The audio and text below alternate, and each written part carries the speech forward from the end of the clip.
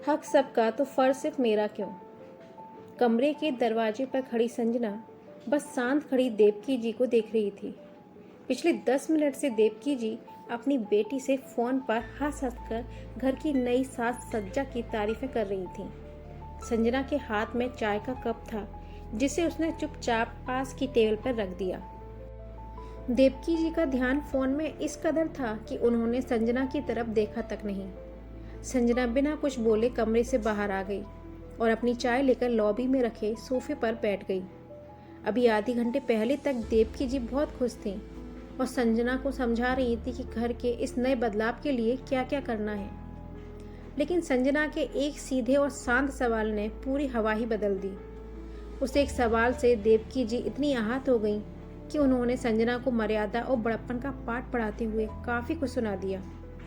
संजना ने सिर्फ सच ही तो कहा था, पर कुछ लोग अपनी गलती मानने के बजाय अपनी बात पर अड़ जाना ही अपनी शान समझते हैं। देवकी जी का रवैया भी कुछ वैसा ही था। पिछले 2-3 दिनों से घर में मेहमानों की लिस्ट, उनके स्वागत और गिफ्ट्स की तैयारियां चल रही थी, क्योंकि अगले हफ्ते देवकी जी के रिटायरमेंट की एक बड़ी पार्टी थी। देवकी जी इस घर की मुखिया थी। इस बड़े घर में उनका बड़ा बेटा विवान, बहू संजना और उनके 2 बच्चे रहते थे। वहीं छोटा बेटा रुद्र अपनी पत्नी कृति के साथ अपनी प्राइवेसी का हवाला देकर शहर के दूसरे हिस्से में फ्लैट लेकर रहता था। देवकी जी की एक शादीशुदा बेटी दिया भी थी, जो अपनी ससुराल में इसी शहर में रहती थी। इस बड़े पारिवारिक समारोह की तैयारियों का पूरा बोझ अकेले संजना के कंधों पर आ गया था।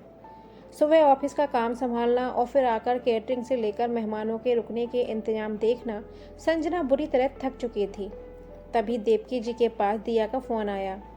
संजना वहीं पास में काम कर रही थी।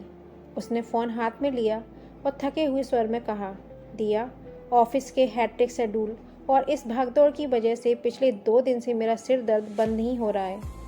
डॉक्टर ने आराम की सलाह दी है। इतने बड़े फंक्शन की सारी व्यवस्था अकेले संभालना मेरे लिए बहुत मुश्किल हो रहा है। क्या तुम 2 दिन पहले आकर तैयारियों में मेरा हाथ बटा सकती हो? दिया ने झिझकते हुए फ़ोन पर कहा, अरे भाभी, मैं तो बेटी हूँ। शादी के बाद मायके के पारिवारिक फंक्शन की तैयारियों के लिए हफ्ते भर पहले आकर बैठ जाऊँ तो मेरे ससुराल वाले क्या सोचेंगे? लोग बातें बनाएंगे कि मैं अपने घर को छोड़कर मायके के कामों में लगी हूँ। इससे अच्छा आप कृति को बुला लीजिए, वह तो पास में ही रहती है और उस घर की छोटी बहू भी है। उसे भी तो जिम्मेदारियां संभालनी सीखनी चाहिए। लाउड स्पीकर चालू होने के कारण देवकी जी ने बेटी की यह बात सुन ली थी।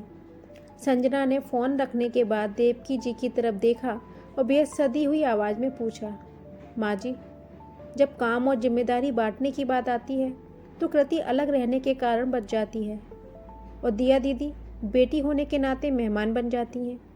लेकिन जब अधिकारों और फैसलों की बात होती है तो पूरा परिवार साथ खड़ा होता है।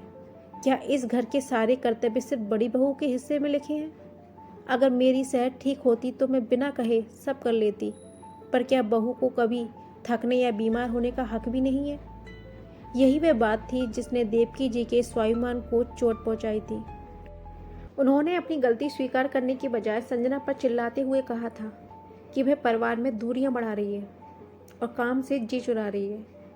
लेकिन फ़ोन पर जब देवकी जी की दोबारा दिया से बात हुई तो दिया ने खुद कहा, मम्मी, भाभी ने आज पहली बार मुझसे खुलकर मदद मांगी है।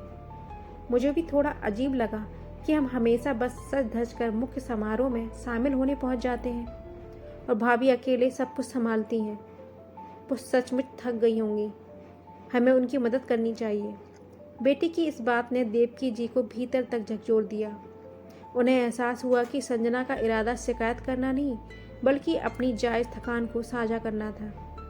देवकी जी फ़ोन रखकर सीधे संजना के पास गई। उन्होंने प्यार से संजना के सिर पर हाथ रखा और कहा, बहू, मैंने रुद्र और कृति को बोल दिया है। शाम से वो दोनों आकर सारी बुकिंग और कैटरिंग का जिम्मा संभालेंगे।